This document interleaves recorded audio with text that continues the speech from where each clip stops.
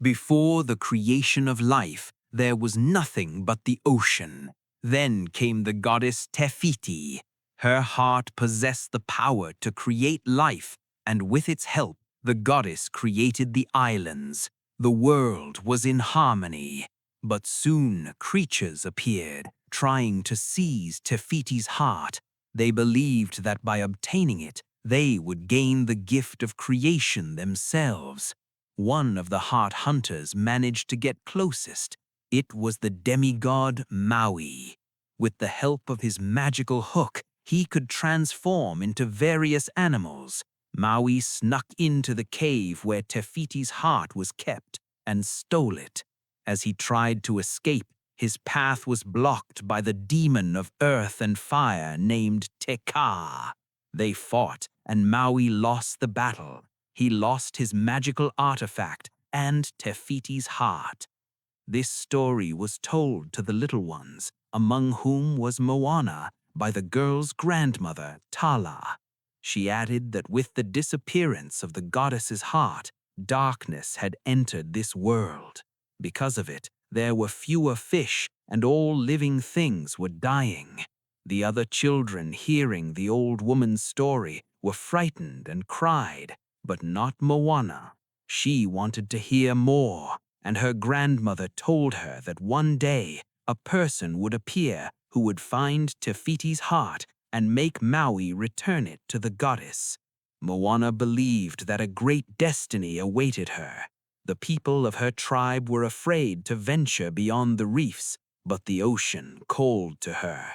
One day, when she was on the coast, the waters parted, showing the girl a green stone resembling Tefiti's heart. At that moment, Moana's father appeared and took her with him. She dropped the stone on the beach. Moana was the chief's daughter, and she was destined to take her father's place. She was prepared for such a fate. When she grew up, her father showed her flat stones that many generations of chiefs had placed on the top of the mountain. Someday, Moana would also contribute to this tradition. But for now, the ocean beckoned her and prevented her from focusing on governing the village. But Moana managed to overcome herself, and at some point she began to govern the island with her father.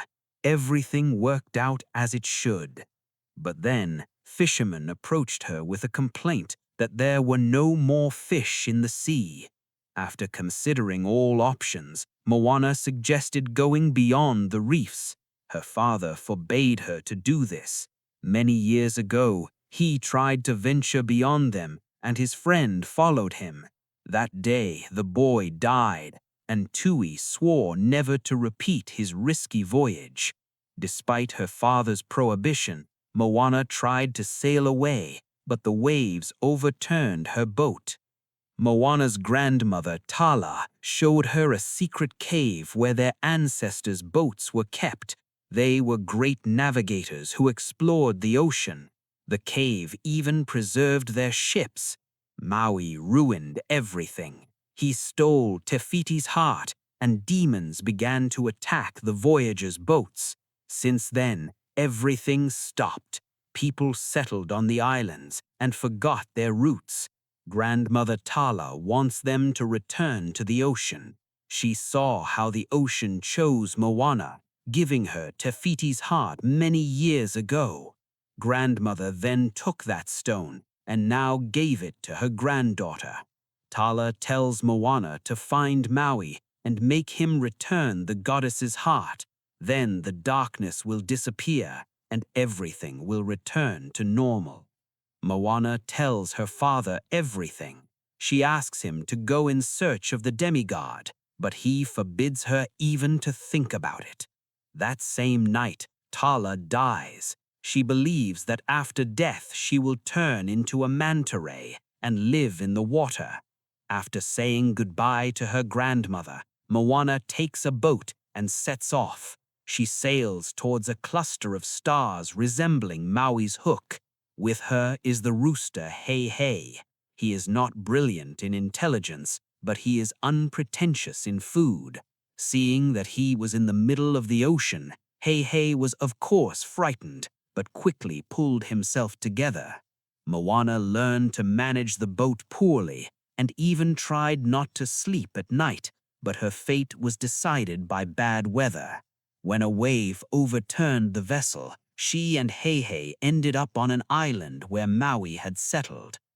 They found the demigod in a great mood because he saw Moana's boat and realized that he could finally sail away from there.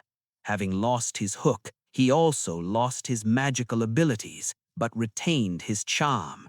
Using it, he lured Moana into a cave and locked her there. Having gotten rid of the girl, he took her boat. "You like my pet." But Moana was not going to sit idly by. In the cave, there was a statue of Maui that he had carved out of the rock.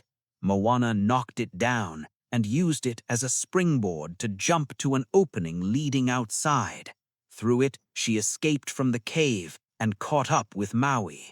But the demigod didn't want to take her with him, so he threw her into the water several times, but each time she returned because the ocean was on her side.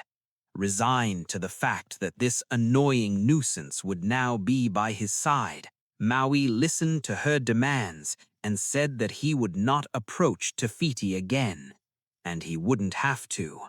Apparently, having learned that the goddess's heart had been found,